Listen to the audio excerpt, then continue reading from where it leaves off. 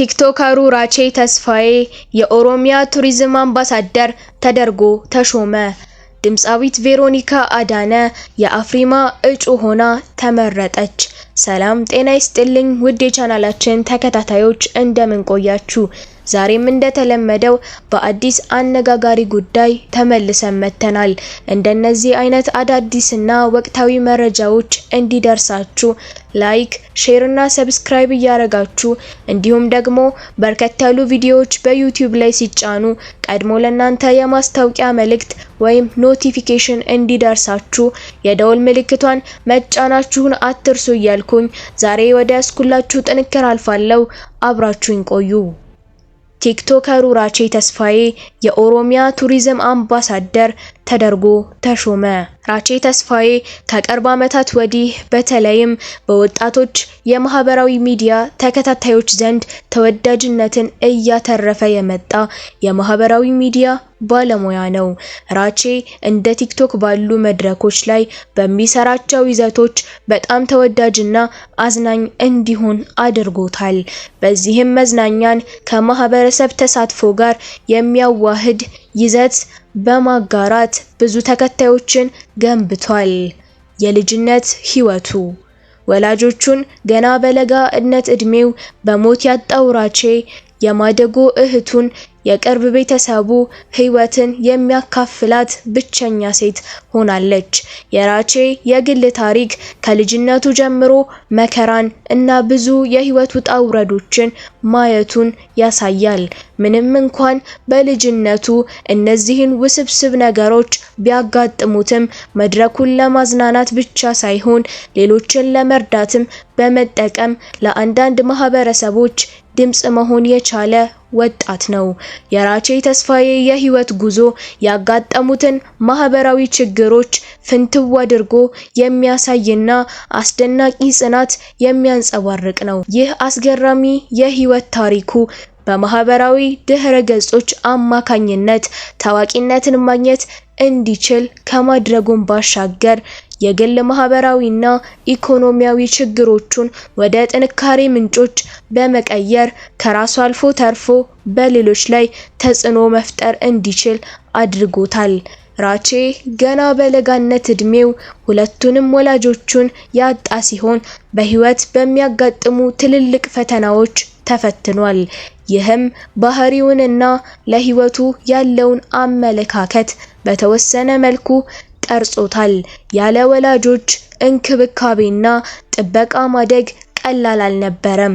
ነገር ግን ራቼ የቅርብ የቤተሰቡ አባልና የእድሜ ልክ ደጋፊ በሆነችው የማደጎ እህቱ ላይ አጋርነትና ተስፋን አግኝቷል። የወላጆቹ አለመኖር በፍጥነት እንዲበስልና በእድሜው ያሉ አብዛኞቹ ልጆች የማይችሉትን ኃላፊነቶች እንዲሸከም አድርጎታል። ይህ አስተዳደጉ ልዩ የሆነ ርህራሄና ቁርጠኝነት እንዲላበስ አድርጎታል። ወላጅ አልባ ህፃናት፣ አቅመ ደካሞችና በዝቅተኛ የኑሮ ደረጃ ላይ ያሉ ቤተሰቦች የሚያጋጥሟቸውን ችግሮች ጥልቅ ግንዛቤ አዳብሯል። እነዚህ ቀደምት ልምምዶች አሁንም ላይ ለሚሰራው ስራ መነሻዎች በመሆን በእውነተኝነትና በርህራሄ የሚናገር ድምጽ ሰጥቶታል።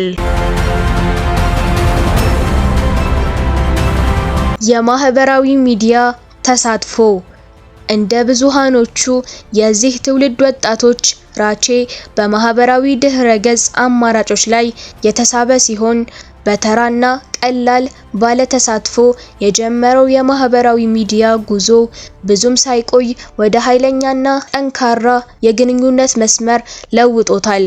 ወጣቱ ራቼ ቲክቶክን በመቀላቀል የተለያዩ ቀልዶችን፣ ዕለታዊ ነጸብራቆችንና ከተመልካቾቹ ጋር በጥልቀት የተገናኙ መልእክቶችን ያዋሃዱ ቪዲዮዎችን ማጋራት የጀመረ ሲሆን ተፈጥሯዊ የመግባባት ችሎታውና ለተመልካች በሚያሳየው ታማኝነቱ በፍጥነት ብዙ ተከታዮችን አፍርቶለታል።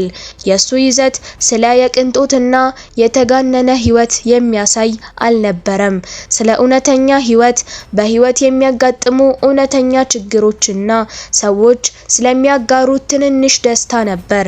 ይህም በተመልካቾቹ ዘንድ ተመራጭ ከመሆኑም በላይ የተወዳጅነቱ ሚስጥር እስከ መሆን ደርሷል።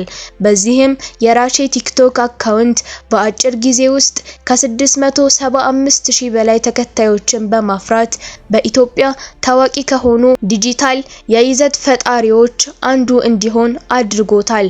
በአሁኑ ወቅት ከ1.9 ሚሊዮን በላይ ተከታዮች አሉት። ከብዙ ተጽዕኖ ፈጣሪዎች የሚለየው መድረክን የሚጠቀምበት መንገድ ነው። ለሱ ማህበራዊ ሚዲያ ዝም ብሎ መዝናኛ ወይም የግል ዝናን ለማግኘት የሚጠቀምበት ብቻ አልነበረም። ማህበረሰቡን ለመገንባትና አዎንታዊ ለውጥ ለማምጣት የሚያስችለውን ዘዴ ነበር። ራቼ በማህበራዊ ጉዳዮች ላይ ግንዛቤን አሳድጓል። ብዙውን ጊዜ ቤት የሌላቸውን ህፃናትና ተጋላጭ ቤተሰቦችን ችግር አጉልቶ አሳይቷል። ተከታዮቹ የተቸገሩትን ለመርዳት ግብአቶችንና የተለያዩ የገንዘብ እርዳታን የሚያዋጡበት ጅምር አዘጋጅቷል። በዚህም ራቼ ተከታዮቹን ወደ ንቁ ረጂዎችና ሰጪዎች እንዲቀየሩ ጉልህ ሚና ተጫውቷል። ይህንንም በማድረግ በኢትዮጵያ የማህበራዊ ሚዲያ ተጽዕኖ ፈጣሪ መሆን ምን ማለት እንደሆነ በአዲስ መልክ አስተዋውቋል። እነዚህ መድረኮች ለሰብአዊ ስራ፣ ለአብሮነትና ለጋራ ኃላፊነት መሳሪያዎች ሆነው ሊያገለግሉ እንደሚችሉ አረጋግጧል። ተከታዮቹ መሳቅ ወይም በይዘቱ መደሰት ብቻ ሳይሆን በደግነትና በአርአያነቱ በመነሳሳት የማህበረሰብ ድጋፍ ላይ እንዲሳተፉ ያመቻቸ ወጣት ቲክቶከር ነው። ያጋጠሙት ችግሮች ራቼ ምንም እንኳን አሁን ላይ ስኬታማ ቢሆንም የራቼ የህይወት እንዲሁም የማህበራዊ ተሳትፎ ጉዞ በተለያዩ ችግሮች የተሞላ መሆኑ ታይቷል። ካጋጠሙት ወሳኝ ፈተናዎች አንዱ የቲክቶክ መለያው በድንገት መታገዱ ሲሆን እገዳው የቲክቶከሩን በመስመር ላይ መገኘቱን ብቻ ሳይሆን በፕላትፎርሙ በኩል የገነባውን በጎ አድራጎት ጥረቶችንም አቋርጦ ነበር። እንደ ራቼ ላለ ሰው ቲክቶክ የህይወቱ አንድ አካልና ማህበረሰብን ለማነሳሳት የሚጠቀምበት አማራጭ ለሆነ እገዳው በጣም የሚከብድ ነበር። ሆኖም ደጋፊዎቹ ይሰጡት የነበረው ምላሽ እንዲሁም ያደርጉለት የነበረው ተጽዕኖ ብዙ ተናግሯል። በሺዎች የሚቆጠሩ ሰዎች ብስጭታቸውን ገልጸዋል። እናም የቲክቶክ አካውንቱ ወደ ነበረበት እንዲመለስ ትብብራቸውን አሳይተዋል። በወቅቱም ደጋፊዎቹ የራቼን ስራ ከመዝናኛ ባለፈና የተለያዩ ቁም ነገሮችና ድጋፎችን እንደሚያደርግበት በመጥቀስ የእሱ አለመኖር በፕላትፎርሙ ላይ ክፍተት እንደፈጠረ ተከራክረዋል። ያ የችግር ጊዜ ሁለት ጠቃሚ እውነታዎችን አሳይቶታል። የዲጂታል ፈጣሪዎች የመድረክ ህግጋት ተጋላጭነትና ራቼ ከተከታዮቹ ያገኘው አስደናቂ ታማኝነት እንዲሁም አጋርነት ናቸው።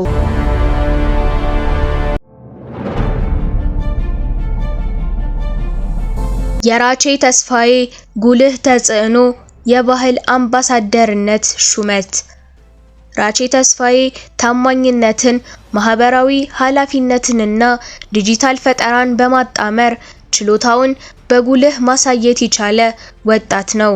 ብዙ የማህበራዊ ሚዲያ ሰዎች ለታይታ ብቻ በሚነዱበት ዓለም ውስጥ ራቼ የራሱን ማህበራዊ ሚዲያ እውነተኛ ህይወትን ለማሳየት እንደሚጠቀምበት በተግባር ማሳየት ችሏል። ራቼ በማህበራዊ ሚዲያ የአጠቃቀም ጉዞ ወጣቶች የህይወት ታሪካቸውን ለሌሎች መማሪያ እንዴት ማድረግ እንደሚችሉ፣ ድምጽ ለሌላቸው ድምጽ መሆን እንዴት እንደሚቻል አርአያ በመሆን አሳይቷል።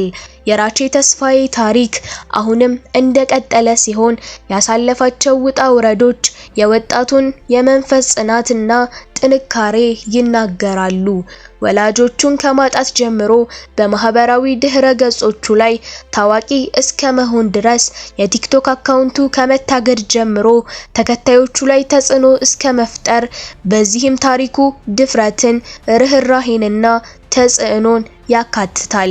ራቼ ተስፋዬ የዲጂታል ስብዕና የተላበሰ ብቻ አይደለም፤ ማህበረሰቡን ገንቢ፣ የእውነተኛ ግለ ታሪክ ተናጋሪ፣ ባህልንና ማህበረሰብን አስተዋዋቂና ተጽዕኖ በመፍጠር ስራውን በሚያውቁ ሰዎች ልብ ውስጥ የሚገባ ወጣት መሪ ነው።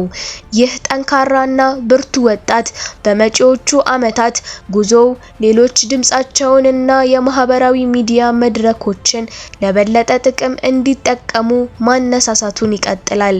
ራቼ ተስፋዬ በቲክቶክ ፕላትፎርም ላይ ፈርቀዳጅ ከመሆኑም በተጨማሪ የተለያዩ ይዘቶች ማለትም አዳዲስ የፈጠራ ስራዎችን፣ ባህልን፣ የአኗኗር ዘይቤንና ቱሪዝምን በአጫጭር ቪዲዮዎች በመቅረጽ ሀገርን አስተዋውቋል። በዲጂታል ሚዲያ ላይ ባለው ተጽዕኖ ተመልካቾችን ከማዝናናትም ባለፈ የኦሮሚያ ቱሪዝም መዳረሻዎች ለብዙ ተመልካቾች በማስተዋወቅ ረገድ ትልቅ ሚና ተጫውቷል። በዚህም የኦሮሚያ ክልል የባህል አምባሳደር እንዲሆን ተሹሟል። ይህን የአምባሳደርነት እውቅና መስጠቱ የዲጂታል ፈጠራው በገሃዱ ዓለም ተጽዕኖ እንዳለው ያሳያል። ኦሮሚያን ክልል እንዲሁም ኢትዮጵያን የትውልድ ሀገር በሚል መሪ ቃል ማራኪ የጉዞ መዳረሻዎች እንዲሆኑ እገዛ አድርጓል። ኦሮሚያን ይጎብኙ፣ ኢትዮጵያን ይጎብኙ፣ የትውልድ ሀገርን ይጎብኙ በሚል በተዘጋጀው የኦሮሚያ የቱሪዝም ሳምንት ላይ ራቼ ተስፋዬን የክብር አምባሳደር እንዲሆን ተመርጧል። ሹመቱ ከ2025 የኦሮሚያ ቱሪዝም ሳምንት ሰፊ ዘመቻ ጋር በማገናኘት ኢትዮጵያ በተፈጥሮ ውበት፣ ታሪክና ባህል የበለጸገች ሀገር እንድትሆን ያላትን ገጽታ ያጠናክራል። ቲክቶክን እንደ ማህበራዊ ሚዲያ በመጠቀም ቱሪዝምና ባህል እንዲስፋፋ በማስተዋወቅ ረገድ ትልቁን አስተዋጽኦ አድርጓል። በዚህም ለራቼ ተስፋዬ ይህ ክብርና ሹመት ይገባዋል እንላለን። በቀጣይ በተሰጠው ኃላፊነት የበለጠ በመስራት ክልሉን እንዲሁም ሀገሩን በላቀ ሁኔታ ያስተዋውቅ ዘንድ መልካም የሥራ ዘመን እንዲሆንለት እንመኛለን። ድምፃዊት ቬሮኒካ አዳነ የአፍሪማ እጩ ሆና ተመረጠች። የቬሮኒካ የልጅነት ህይወት።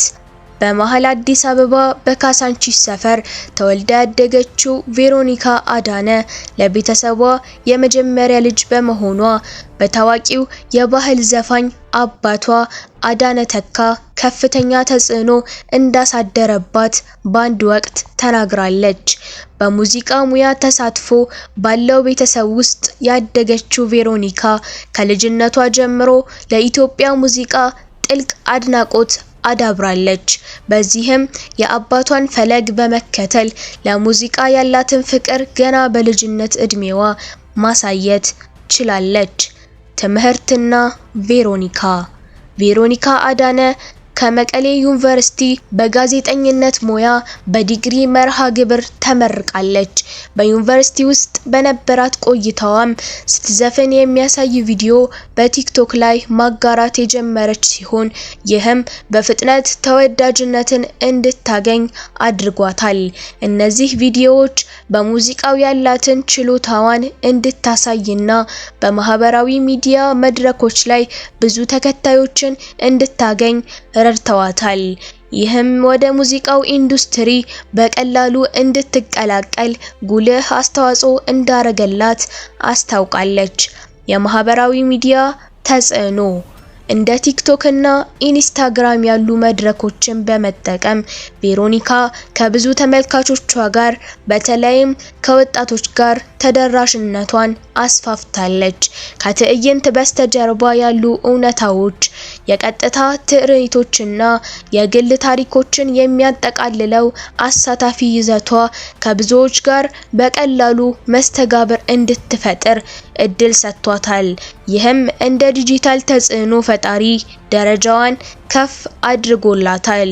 የኢትዮጵያን ባህላዊ ቅኝቶች ከዜማዊ ስታይል ጋር የማዋሃድ ችሎታዋ በሀገር ውስጥም ሆነ በዓለም አቀፍ ደረጃ ብዙ ደጋፊዎችን እንድታገኝ ረድቷታል።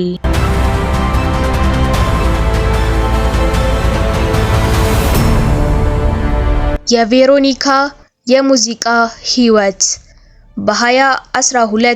በ2012 ዓመተ ምህረት በየካቲት ወር የመጀመሪያ ነጠላ ዜማዋን በመልቀቅ ለኢትዮጵያ ሙዚቃ ያስተዋወቀች ስትሆን ነጠላ ዜማው ያስመዘገበውን ስኬት ተከትሎ በሚያዝያ 2013 ተው በሚል ስያሜ የሰራችው ሙዚቃ ተለቀቀ።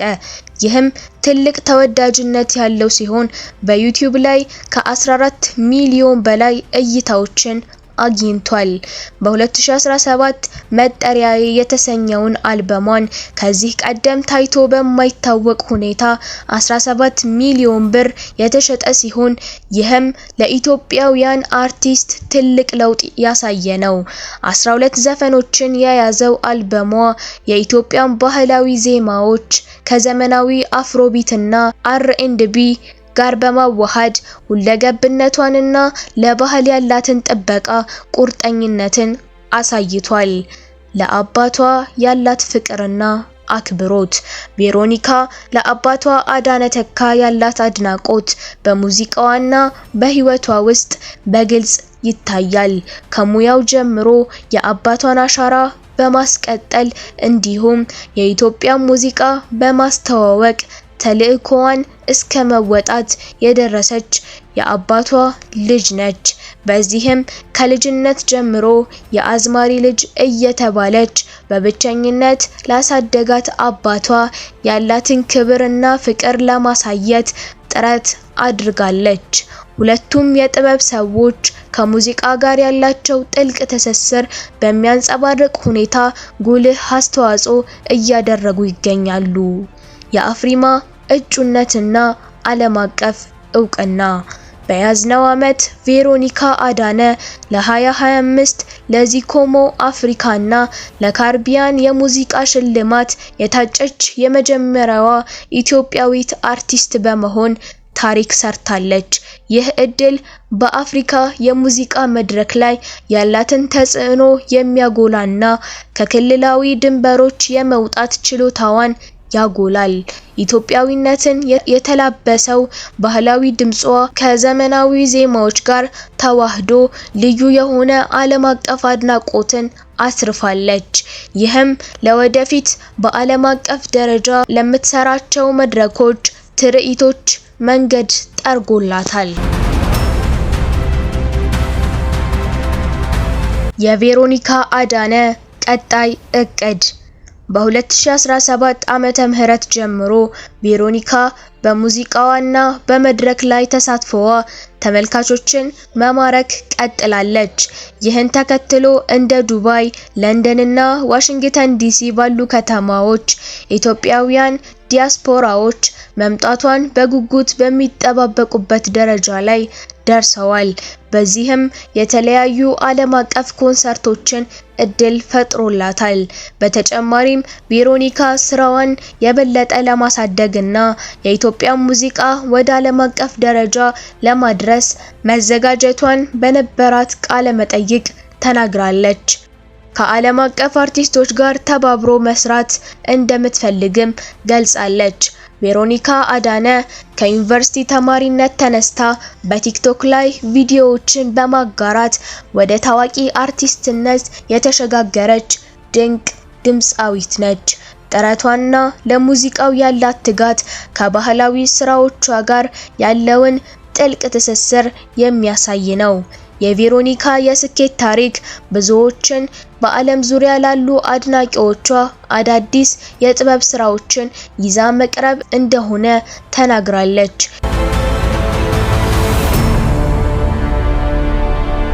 በዚኮሞ አፍሪካና ካሪቢያን የሙዚቃ ባለሙያዎች ውድድር በ4 የተለያዩ ዘርፎች ላይ እጩ የተደረገችው ድምፃዊት ቬሮኒካ አዳነ በፈረንጆች 2025 ባሳየችው ልዩ ተሰጥኦና ያለሳለሰ ጥረት መመረጧን በደብዳቤ አሳውቀዋታል። ቬሮኒካ አዳነ በ4 የተለያዩ ዘርፎች በእጩነት የቀረበች ሲሆን ከነዚህም ውስጥ በ2025 ምርጥ የዚኮሞ የሴት አርቲስት ዘርፍ፣ በ2025 ምርጥ የዚኮሞ የመድረክ ባለሙያ ዘርፍ፣ በ2025 አነቃቂ ሴት ዘርፍ፣ ካንተ ሌላ በሚለው ዜማ የዓመቱ ምርጥ ሙዚቃ ዘርፍ የሚጠቀሱት ሲሆን የምትጠቀማቸው የማህበራዊ ሚዲያዎች የምረጡኝ ዘመቻ እያደረገች ትገኛለች። ይህን አይነት ተሳትፎ ከግለሰቡ በተጨማሪ የአንድን ሀገር ቋንቋ፣ ባህልና ኪነ ጥበብ ለማስተዋወቅ የሚኖረው ጠቀሜታ የጎላ ስለሚሆን ሁላችንም ድጋፋችንንና ድምጻችንን እንድንሰጣት በዝንቅ ዩቲዩብ ቻናል ስም እናሳስባለን። በመጨረሻም ለቬሮኒካ አዳነም ሆነ ለወከለቻት ሀገራችን ኢትዮጵያ መልካም እድልን እንመኛለን። ለዛሬ ያስኩላችሁ ጥንክር ይህንን ይመስል ነበር። በቀጣይ በሌላ መረጃ እስከምንገናኝ ሰላማችሁ ይብዛ።